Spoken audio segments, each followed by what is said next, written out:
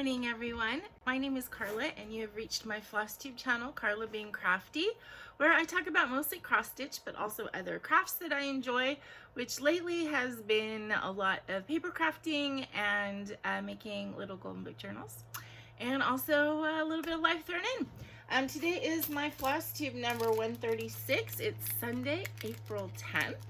And I want to say welcome. If this is your first time finding my channel, I hope that you enjoy what you see and want to hit like and subscribe and join the little KarlaBeingCrafty family here. If you are a returning viewer, then thank you so much for stopping by and spending this time with me today. I really enjoy doing my videos every week and look forward to making them and then getting your comments and all of the aftermath. So please continue to come by, and thank you so much for being my YouTube friend. Okay, I usually start my videos with kind of a Southern California weather report, and boy, this week it has been very, very weird weather. So we started up the week kind of normal spring weather. Wednesday, Thursday, and Friday, our weather was over 100 degrees. It was ridiculously hot, like out of the blue. There was just a heat advisory warning. This heat came out of nowhere. Yesterday, it went down into kind of like the mid 80s, just kind of like sunshiny. And today it is, at least right now, it's completely overcast. It's about 70 degrees outside. If it seems a little bit dark in here, that's why. I mean, it is morning. It's 9 o'clock in the morning, 9:30 actually. But it is completely overcast outside. It looks like it's going to rain. The forecast doesn't say rain, but it does look like it's going to rain, and it's only supposed to get up to like maybe 72 today. And it's supposed to stay in the 70s all week. So I can't tell you what's going on. I don't know if it's global warming. I don't know if it's regular spring. We do get kind of like June gloom in Southern California, where in that late spring, early summer, it's like all overcast and kind of weird in the mornings. But it's kind of early in the year for that to be happening, so I don't know.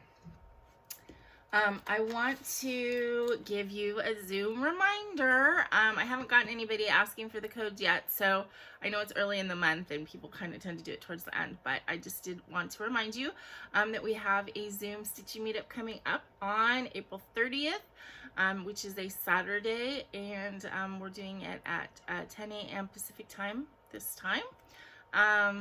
So yeah, and I was writing down, it's in 2 weeks, it's in 3 weeks, I don't know how many weeks it is. We're on the 10th, and it's the 30th, so that's 20 days. So it's 3 weeks, right? Yeah, 3 weeks from yesterday. I think. I don't know. My brain doesn't want to seem to work with the numbers this morning. So today's the 10th, which means coming up in the coming up week, we have Good Friday, we have the first night of Passover, the second night of Passover, and Easter all happening next weekend. For those of you who celebrate one of those two holidays, or both of those holidays, or whatever. My work for pretty observant Catholics, so our office is always closed on Good Friday, so yay for me. And this week it happens to be really good because the first night of Passover is Friday, so I will be able to go over to my brother's early in the morning and help prepare for the Seder and spend, you know, my regular weekend time with them as I normally do, but I'll be able to go over a little bit early. We were debating whether I should go over on like Thursday night or Friday morning, and I think we settled that it would be better for me to go Friday morning, just so I have a little bit of extra time at home with Bagheera. He's not home alone as long, and also honestly, when I sleep over there, I sleep on the couch, which is perfectly fine, but you know, I think it's better for my body to have 2 nights on the couch instead of 3. So I will come home Sunday morning as I normally do, but I'll have those few extra hours of going over in the morning on Friday instead of Friday after work, which will be great because we'll be able to like prep and do all the fun stuff to get ready for the Seder. Then we have the Seder on Friday night, and then Saturday is the second night of Passover. I think on Saturday we have a D&D game planned, which is fun because we haven't played in 6 weeks, I think. We haven't played in a long time. Because it's been a while since I've been with them, and they've just had so much stuff going on, and I've had stuff going on. My brother's been out of town for business trips and just all kinds of crazy stuff happening, and so we haven't been able to play. So I think we have a game scheduled for Saturday morning, and then Saturday night is the second Seder, and I was informed we're having a chocolate Seder, which I've never done that before. I don't know exactly what that is. I'm really excited about it. So I will be back next Sunday with all of the details, and I'm looking forward to that. For those of you who aren't familiar, Passover is the retelling, basically, of the story of the Jews escaping from the pharaohs in Egypt. Story of Moses. You know, Moses and the bulrushes. Most people are semi-familiar with that. And when we observe this holiday, we observe it with a ritual meal called a Seder. And the Seder happens on the first night and the second night. That's actually not the only holiday that has a Seder, which I didn't know growing up, but when I moved here and started going to a temple here, there's another holiday that has a different kind of Seder. But anyway, the Passover Seder actually means order, and we have a book called the Haggadah that it basically is the retelling of the story, and we have just little ritual traditional things that happen during the course of the Seder. You sit around the table, you recline, you're comfortable, and we retell the story and express our gratitude that our people escaped, and then we have food because most Jewish celebrations involve some kind of food. There are some ritualistic foods, which some of them are actually similar to things that people have at Easter time. The egg is a symbol because Passover is also the time of spring and reawakening, and so that same symbolism of the egg as a symbol of spring is in the Passover Seder, as well as like Easter eggs and stuff like that. So there's parallels. They're not the same. They're not based on anything the same, but there are parallels because they're both like spring sort of festivals, and you know, things get mixed up in there. But we have some ritualistic foods that we eat. Again, the eggs are a symbol that we have. Matzah.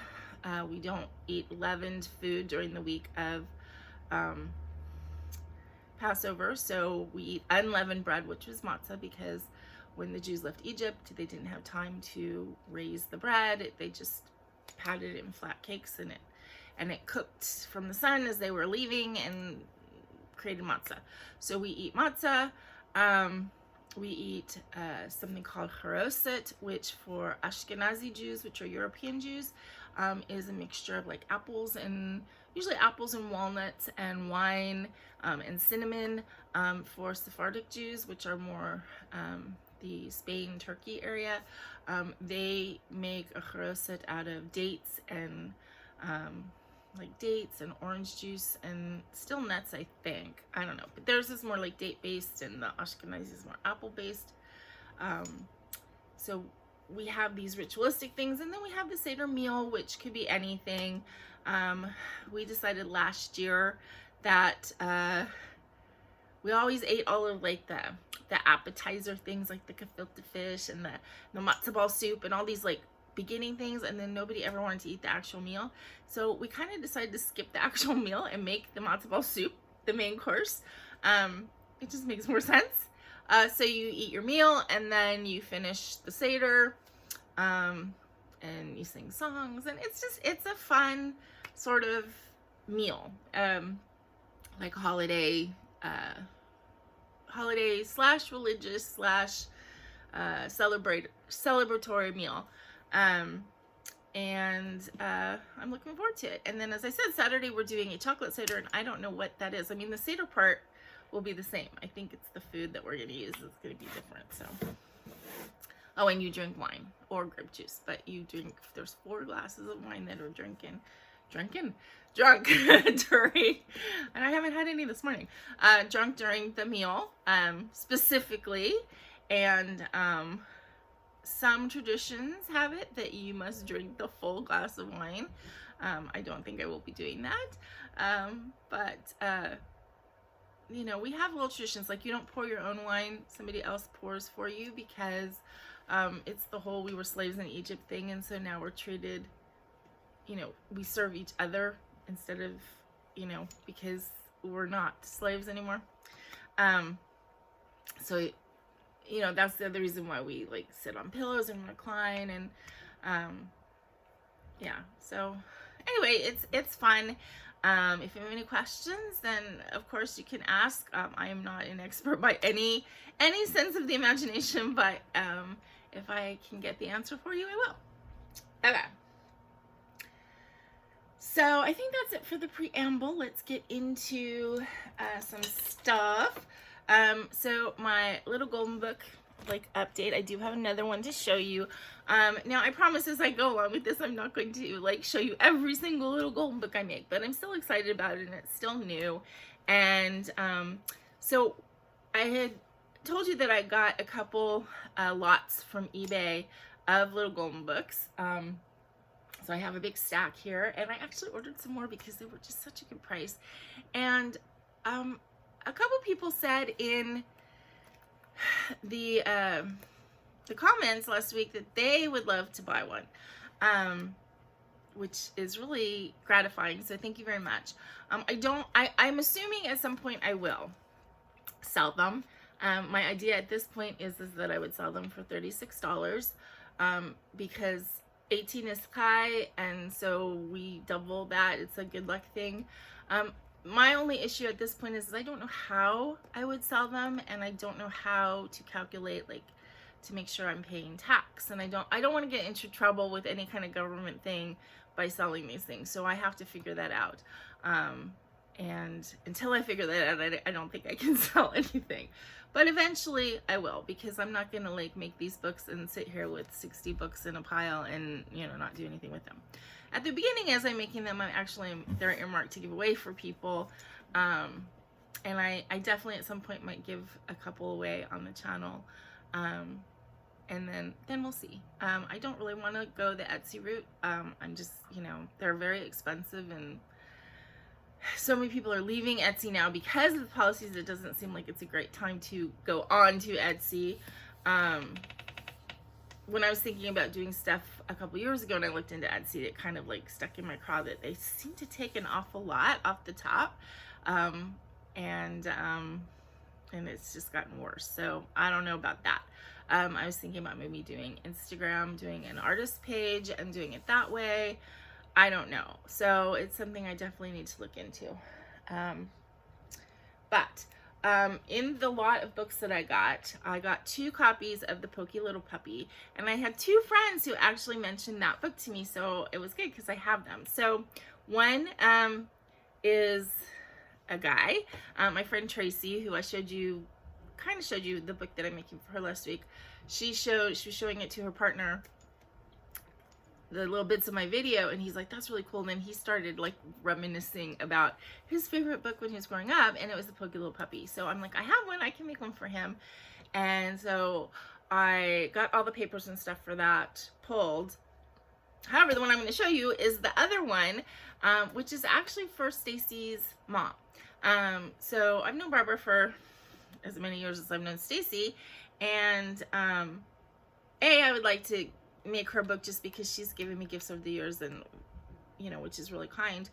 And secondly is that she is on the sisterhood at the temple that I used to go to, and helps run the gift shop. And I thought maybe these might be something that they might be able to sell in the gift shop, or use for some of their raffles and organizational things. I used to be on the sisterhood there when I was involved in the temple. It's not something I want to do right now, partly because of situations with my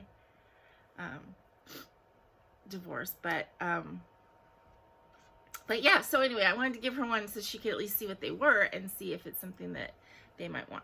So anyway, so I made this book for her, and I did want to show you guys because I think I did a better job with the binding this time as far as getting it not too far over. And as I said, it's Pokey Little Puppy.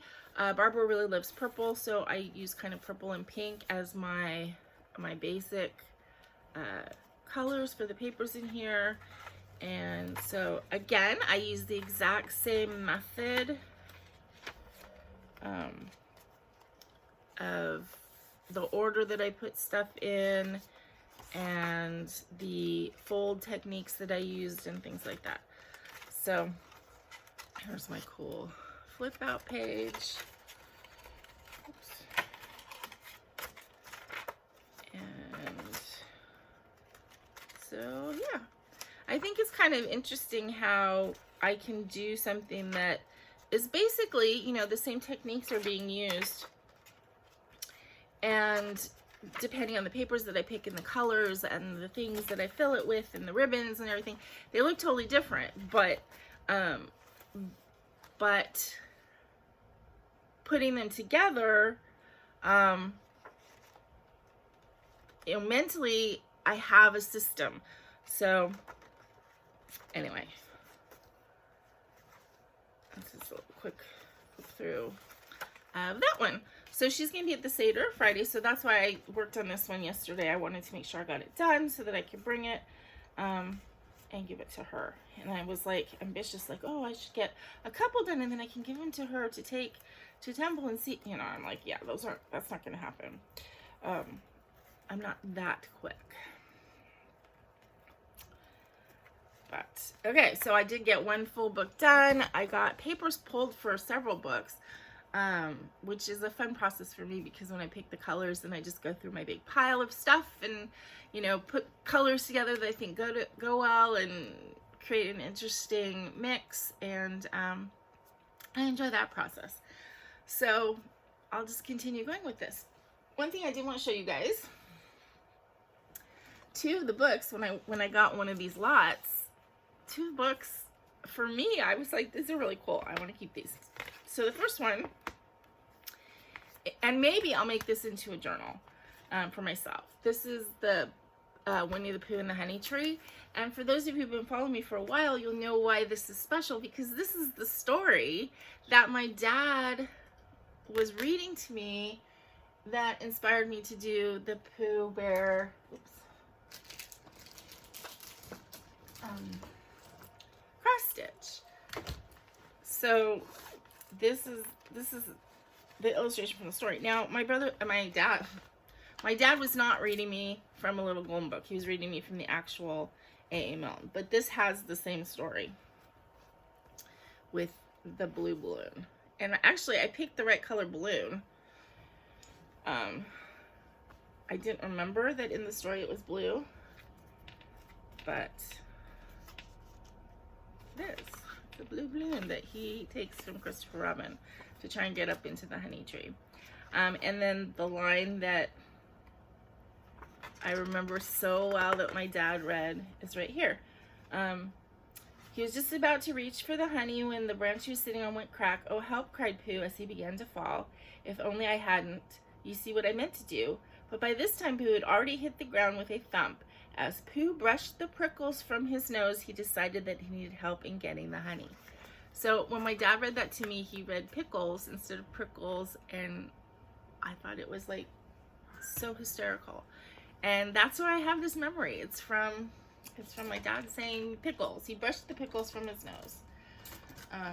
So anyway, when I found that book, it actually really kind of brought a smile to my face, and I want to keep it with this project maybe.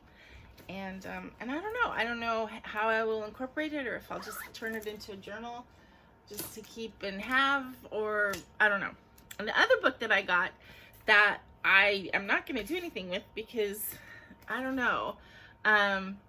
Obviously when you're making the Little Golden Books, you're altering a book, which doesn't totally bother me because these things are kind of a dime a dozen.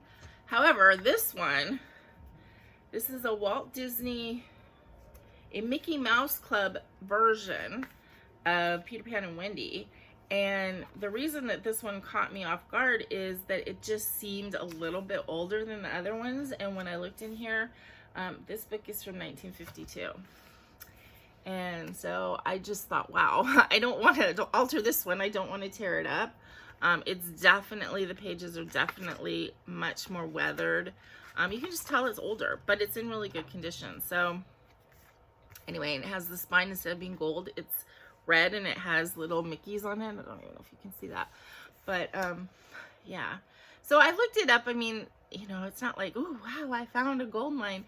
I mean, this book is probably worth, you know, $6 to $10 instead of the original 25 cents that it was. But I'm not particularly interested in selling it. I just thought, wow, this is really cool, so I wanted to show you guys. Okay, so that is my little golden book stuff for this week. On to the stitching. All right, you guys. I started a new thing this week. I had no intention of starting, seriously. I kitted up my mini flower kitty from Heaven and Earth Designs, and that was all I intended to do, was just kit it up. And you know, I was planning on starting it maybe next month. This is this one, artwork by Jeremiah Ketner. Oops. So that's what I did Friday night. I didn't actually stitch, I kitted. Meaning, I labeled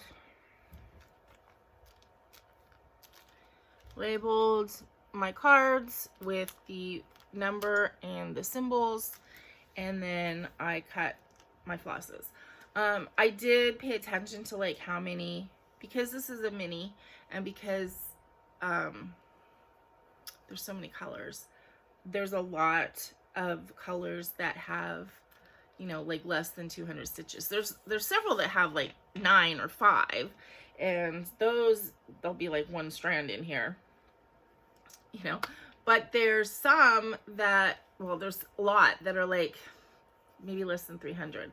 So it didn't seem to make sense to put whole skeins on here. So I did pay attention to that as I went through and I kitted up. So these are the colors. It's funny, there's no bright greens in this at all. It's all, there's a couple greens that are kind of more like gray greens, like this one. This one's kind of a gray green. There's a couple like that, but most of the colors are blues and purples and pinks, which, you know, I love. And then a lot of like kind of neutrals that mix in with that. So that was my intention, was just to kit it up. So I was doing that Friday night, and it was taking, you know, quite a while. And I got tired, so I put it away. And then I finished doing it yesterday, and then I was like, well, I just want to see what it's going to be like to stitch 10 on the 28 count. And so I started and stitched a bit. So actually I probably did about 250 stitches. And so there we go. Now this is I calculated on 28 count, this will be 8-inch square when it's done. And this is a 10-inch hoop. But a 10-inch hoop still will not fit an 8-inch square comfortably where you could stitch in the corner. So I was concerned about that because I kind of want to just put it on a hoop and leave it and not have to move it. But then I realized, like, it's going to take me a while to actually get far enough where I would have to move it. And then I can put it into a bigger hoop, or I have a square hoop that I could put it in. But I can use the smaller one that's more comfortable to hold for quite a while. So anyway, that is my start. And as I said, it is 2 over 1 tent stitch on 28 count. Wasn't having any problem doing the tent. I think tent's the way to go if I want to do more HAEDs. Okay, so that was my new start that was not intended to be started. And I'm probably not going to work on that more this month. Okay, my whips that I worked on. I worked on my little Snapdragon.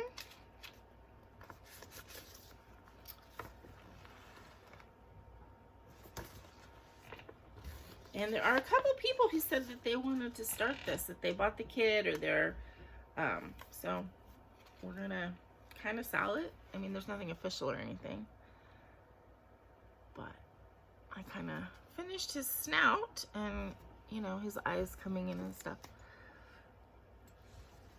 So this is where all the greens went. There's no greens in the other one, but ooh, there's greens in this. Greens and blues and some purples too. This palette is just really pretty.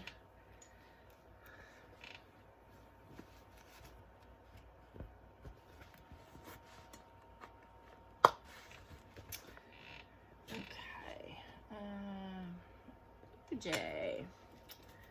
So I worked on my Blue Jay that I'm doing for my friend Tracy. I'm doing a whole series of birds for her, so, you know, eventually. This is the one I'm working on is the Blue Jade on here, which is, you can't really even see. It's the one in the booklet that really doesn't have a very good picture at all.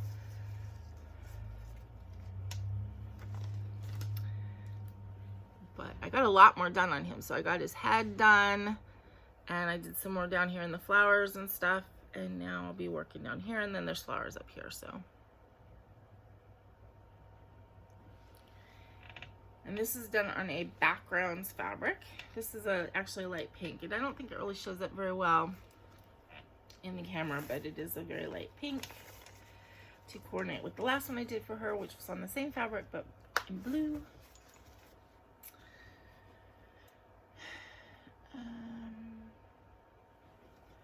Biancabella. Mirabilia's Biancabella, which I am doing on a hand dye by Rolanda fabric, 32 count, and it still doesn't look like anything. And just because I started in the middle, I have a feeling it's not going to look like anything for a while, but I did, these are leaves that are in her skirt, and they're done with a silk.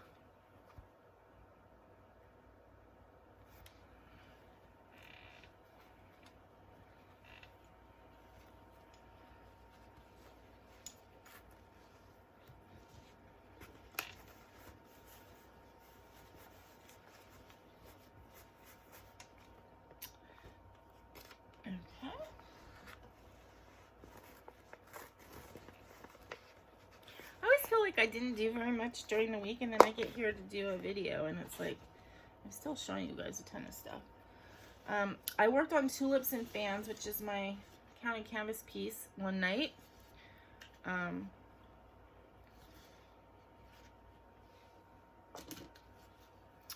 So I had the middle square pretty much done, and then so I started on one of these. This is going to be really pretty when it's done.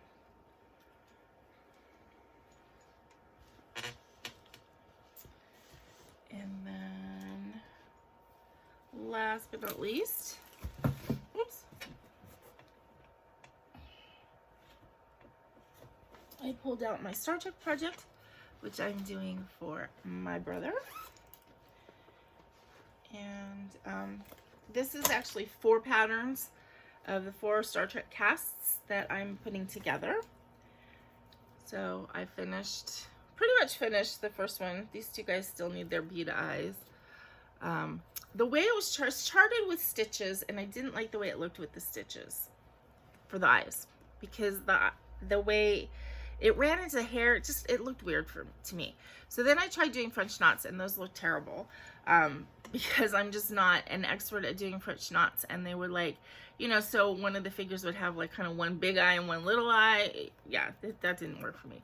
So I decided that beads were the way to go.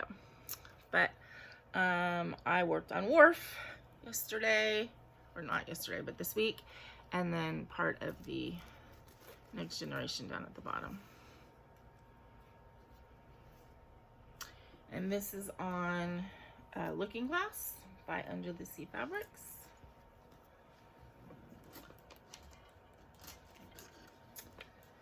And yeah, that's it. That's it for this week as far as stitching.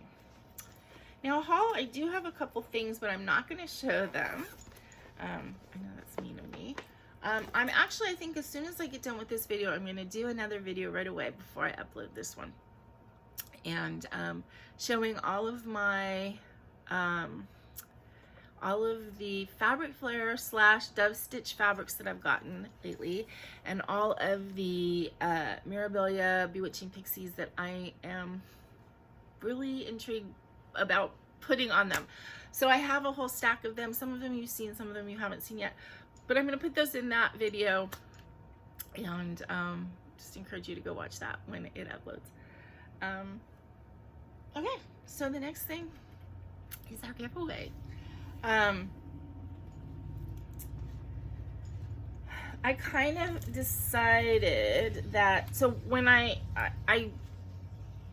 did the random comment picker before the video, and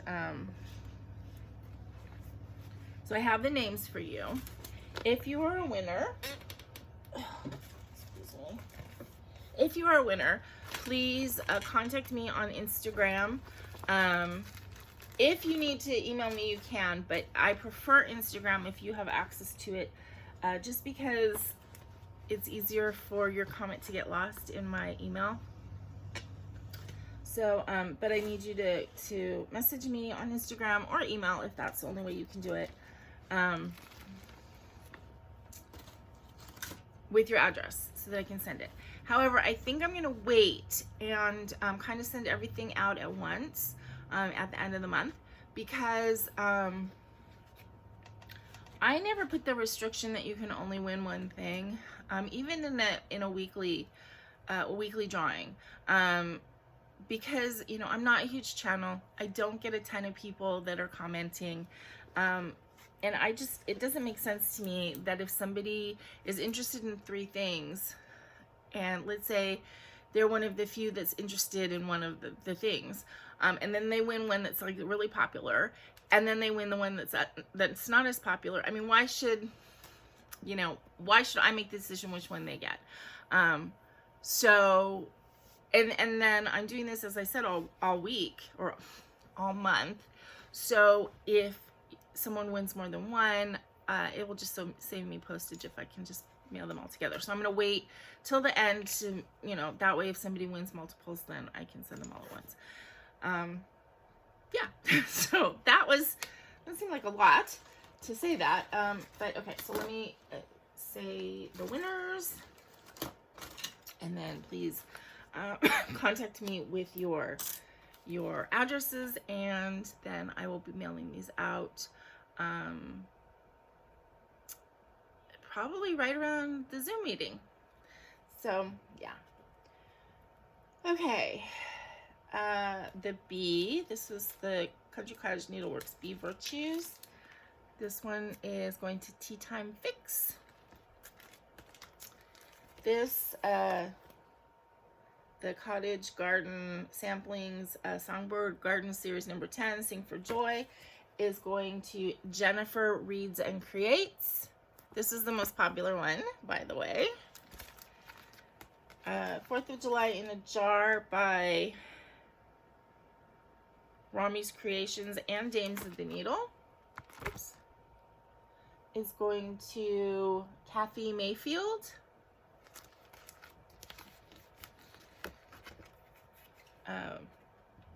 The Amy Brukin Designs Hello Saturday and Weekend Forecast is going to Dawn Duval.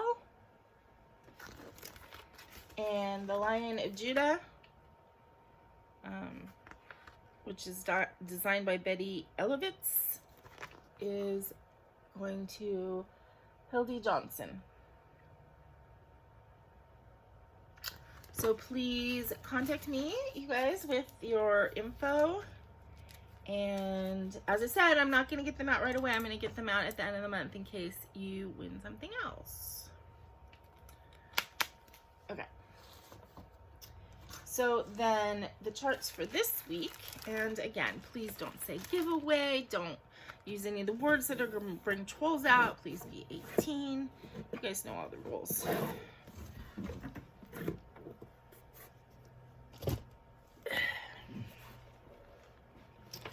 Okay, so we're gonna do Jolly Claus and Jolly Claus and Merry Mrs. Claus by Stitching with the Housewives. And we're going to use the word jolly.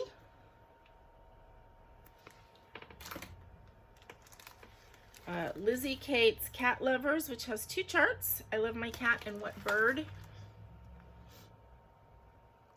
And we're going to use cat. Shocking. Patterns by Pamela. This is the Wedding Vow Richfield Designs. And this actually has the Hebrew and really pretty. I know no one's getting married right now, so Wedding Vow. Oh, and we're going to use the word wedding.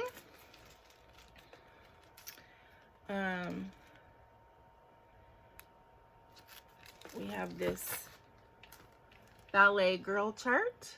So cute. Oops. We'll use the word ballet. And I think you could actually do her tutu and everything in any color. And last but not least, I have a seasonal quilt series by From Nancy's Needle, Autumn Leaves. And as I said before, normally I have been trading counted canvas patterns with Julie from Stitching at the Cabin, but I know she stitched this one. We both stitched it last year, so she doesn't need it. And we are going to use the word leaves, so autumn leaves. So if you are interested in trying counted canvas, or you already love counted canvas, this is a really gorgeous pattern. Okay, so again, leaves, ballet, wedding, cat, and jolly. And I wish you all luck.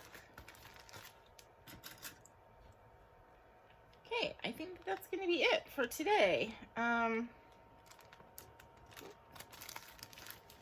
trying to put this together properly. There we go. Okay. Yep. So I think that's going to be it for today. As I said, I hope that you guys have a great week coming up, and if you celebrate Passover or Easter, I hope you have a wonderful celebration, and I hope that you are having nice weather. Our weather is, I don't know what it's doing,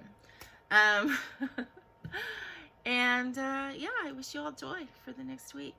Until I see you again, please remember to be content, be kind, and be crafty. Bye bye.